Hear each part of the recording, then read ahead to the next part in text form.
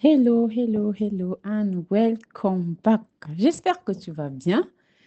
Bienvenue à toi si tu nous rejoins pour la première fois dans ce podcast, ce calendrier de l'Avent, 24 jours pour transformer ta carrière en 2025. Je suis Marie-Claire Ibalé Bon, carrière, life, business coach.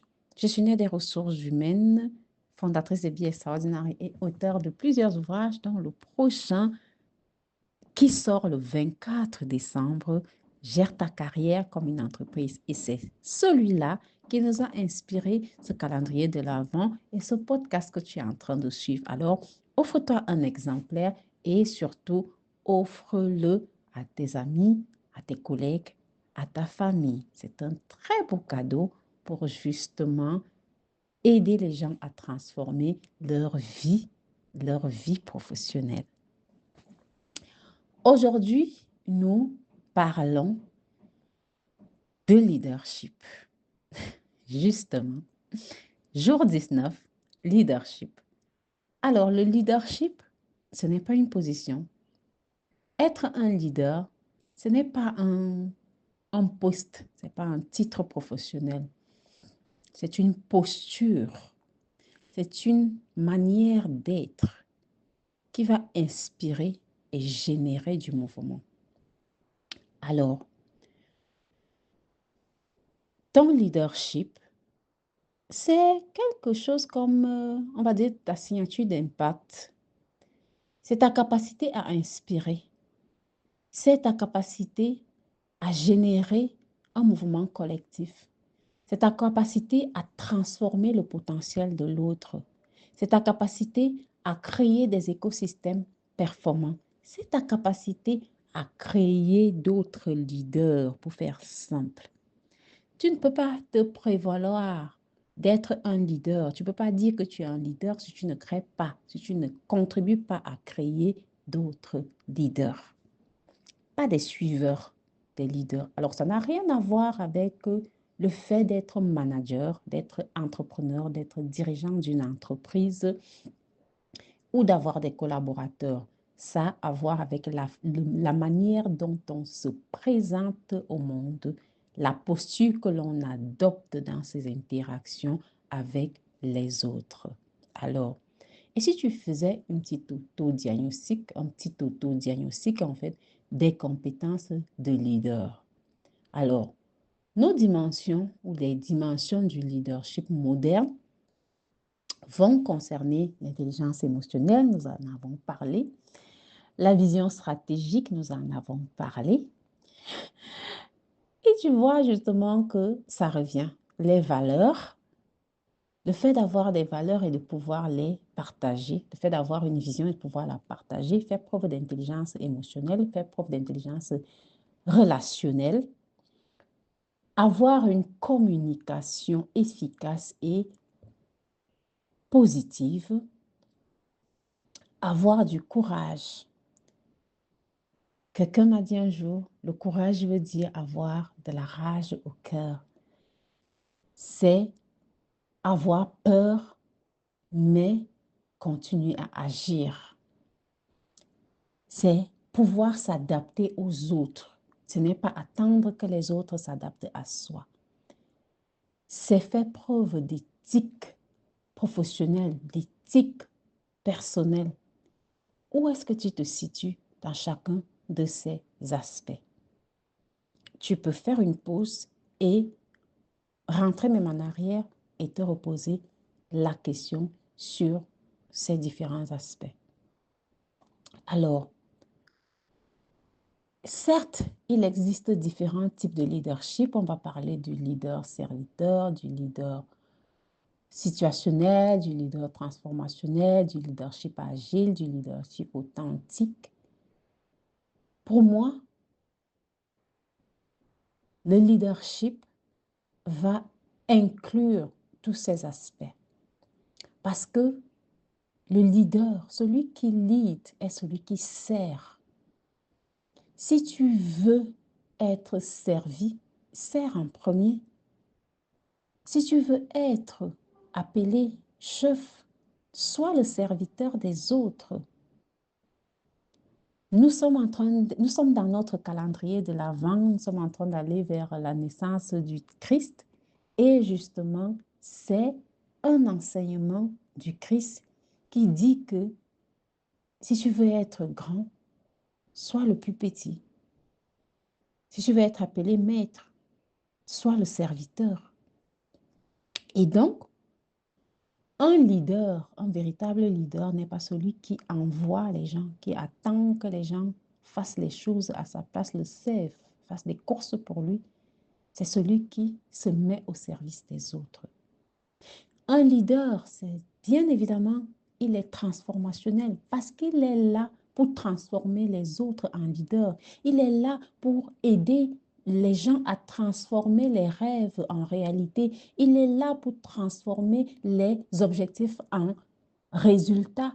Il est là pour transformer les perspectives. Il est là pour transformer la vision des choses. Il est là pour transformer. Du coup, il doit être un leader transformationnel.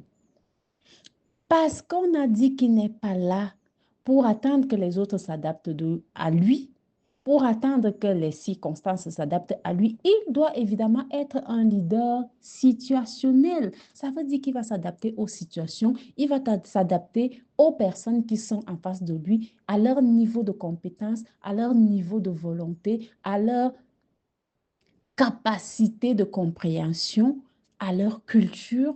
Il va s'adapter à ces personnes pour pouvoir les aider à se transformer, à atteindre les résultats collectifs ou individuels qu'ils recherchent.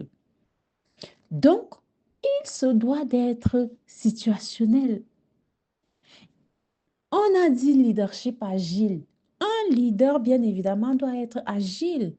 Si tu n'es pas capable de t'adapter aux situations qui changent, si tu n'es pas de t'adapter rapidement, voilà, le terme rapidement est très important ici, de t'adapter rapidement aux environnements qui changent, aux personnes qui changent, eh bien, tu es perdu. Comment est-ce que tu vas leader les autres? Comment est-ce que tu vas aider les autres à s'adapter si toi-même tu es incapable de le faire? Tu dois faire preuve d'agilité. Et on en parle dans tout un chapitre dans ce livre. On parle d'intelligence adaptative. Et donc, notre leader, on parle d'être authentique. Le leadership doit être authentique, oui, parce que justement, tu dois leader les autres dans la vérité de qui tu es ou de qui tu veux être. Tu dois les leader dans l'esprit de les servir, dans l'esprit de les aider à grandir, dans l'authenticité, dans l'honnêteté, pour inspirer confiance. Un leader doit inspirer confiance pour amener les autres à agir.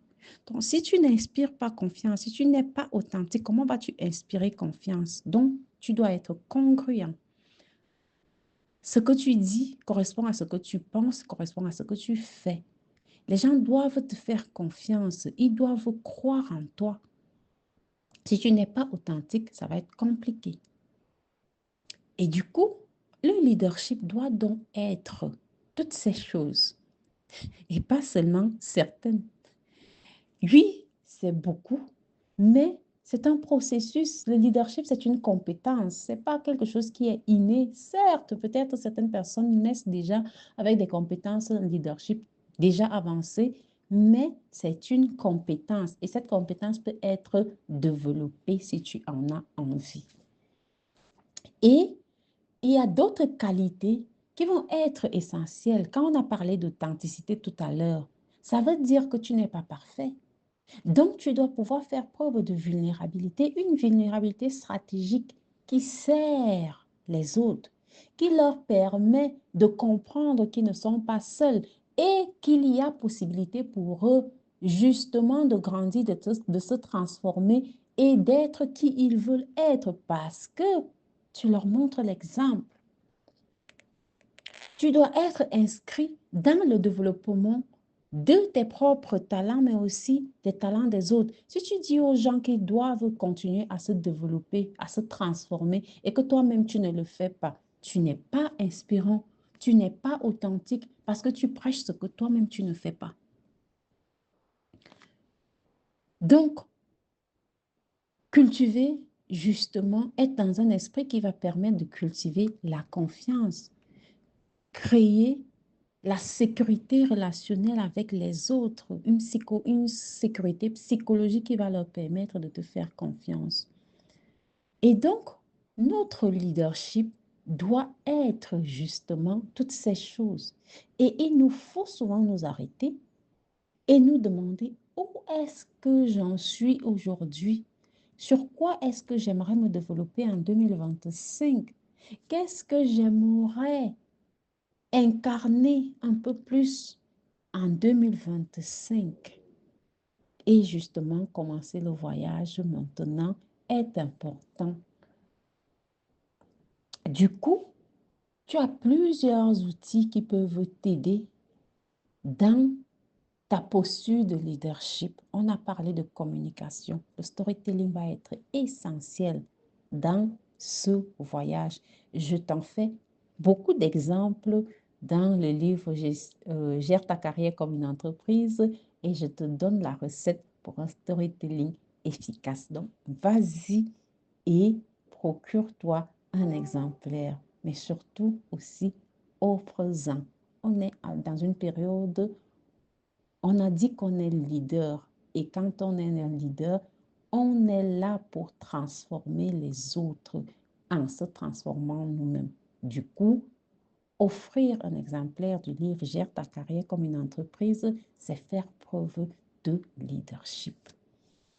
Donc, storytelling, communication non violente, écoute active, feedback constructif ou sandwich si tu préfères, reconnaître et célébrer les progrès, les succès, aussi petits soient-ils, pour toi-même et pour les autres.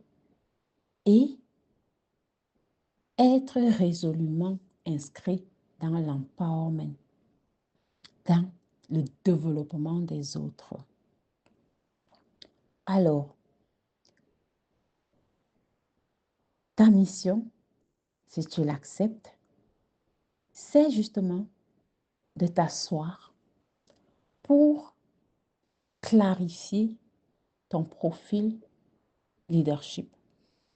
Analyse les différents aspects dont on a parlé, identifie tes forces, crée une cartographie de tes axes de développement et à partir de là, crée une signature leadership unique qui te correspond et qui répond aux critères de ce qu'on appelle leader. Et à partir de là, tu peux créer ton manifeste personnel, ton manifeste de leadership personnel. Et si tu penses qu'il te sera nécessaire d'aller plus loin, tu peux trouver un coach, un mentor pour t'aider à développer tes compétences en leadership. Tu peux décider d'être un coach ou un mentor pour une personne que tu aideras à développer ses compétences en leadership. Il faut savoir que quand on apprend pour enseigner, on apprend 3 fois plus. Et du coup, quand tu es je n'ai jamais appris autant que depuis que je suis dans une posture de coach, de mentor, d'enseignant, d'auteur. Je n'ai jamais autant appris que quand je suis en train d'enseigner. Alors, quand tu veux développer les autres, tu te développes 3 fois plus. Fais cela et tu te rendras compte que 2025 ne sera pas le même. Ce sera une année beaucoup plus épanouissante, une année de transformation et une année d'impact. Un leader se mesure à ce qu'il laisse derrière lui, aux autres leaders, à la qualité des autres leaders qu'il a créés. Le vrai leadership commence toutefois par le leadership de soi. Alors, tu sais ce qu'il te faut faire, ce dont tu as besoin pour pouvoir transformer carrière efficacement en 2025. Amuse-toi bien avec ton exercice, ta mission. On se retrouve demain et d'ici là, prends bien soin de toi.